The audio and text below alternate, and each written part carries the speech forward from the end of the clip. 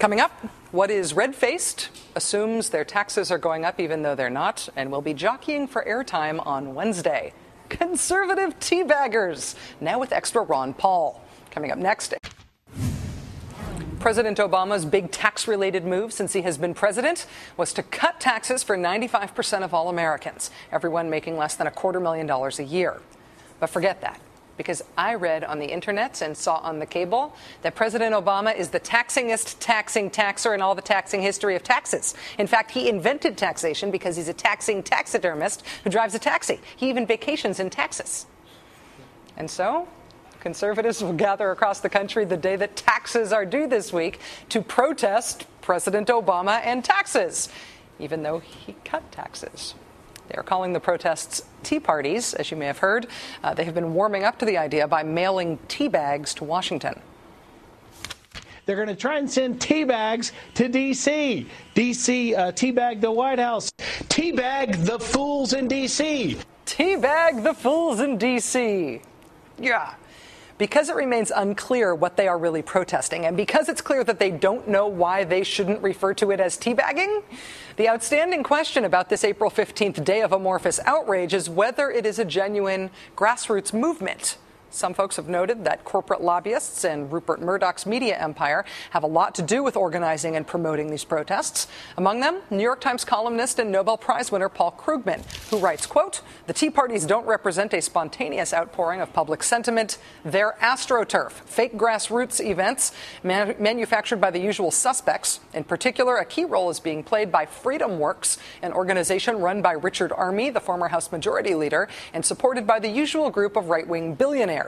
And the parties are, of course, being promoted heavily by Fox News." Interestingly, the actual folks turning up for these events thus far seem kind of Ron Paul-ish.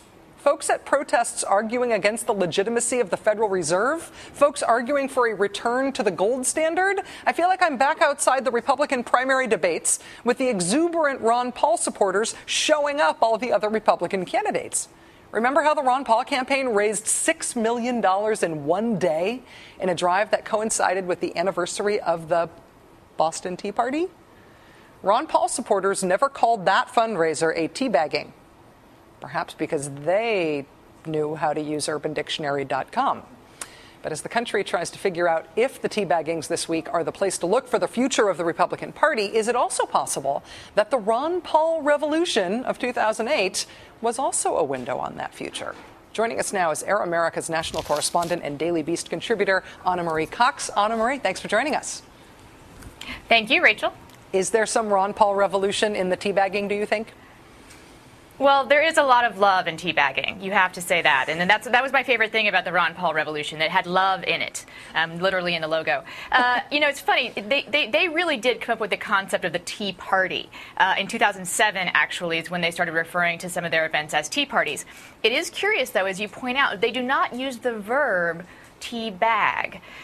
It might be because they're less enthusiastic about teabagging than some of the more corporate conservatives who seem to have taken to it quite easily. They also seemed like they had a habit of being good on the online machine. They said a lot of sort of very savvy web organizing, so maybe it occurred to them to Google the phrase. Perhaps. And also, I was looking around on some of the Ron Paul websites today, some of the blogs from his supporters that are still out there, and a few of them have promoted these events, these current teabagging events. And it's funny, if you read the comments, people mock them. These ardent Ron Paul supporters find this particular iteration of what had been, I think, a pretty good idea, that one single money bomb event that they had on the anniversary of the Boston Tea Party to raise money for Dr. Paul, is being somewhat perverted, I might say, by the current teabaggers. Dr. Paul himself is going to be appearing at one of the teabagging events. He told the Star-Telegram, he said, these things are popping up spontaneously around the country.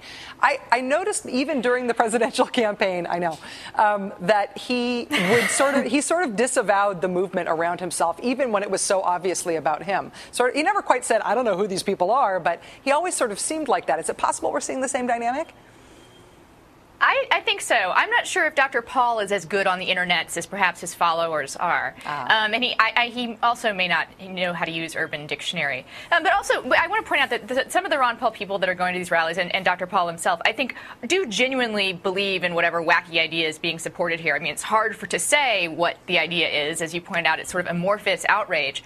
But the Ron Paul people are very anti-tax of any kind. So there you go.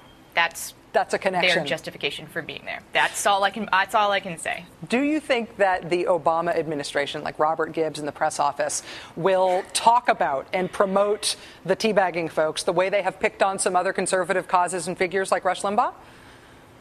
Well, I have been waiting for Gibbs to talk about teabagging from the podium for a long time. And I'm sure there are other White House supporters who would also greatly look forward to him explicating the White House's position on teabagging.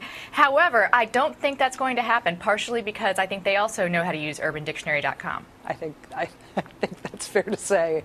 Wow, almost can't hold it together. Thank you very much, Anna Marie Cox, Air America national correspondent, Daily Beast contributor. Thank you very much. Look at me. Thank you, Rachel.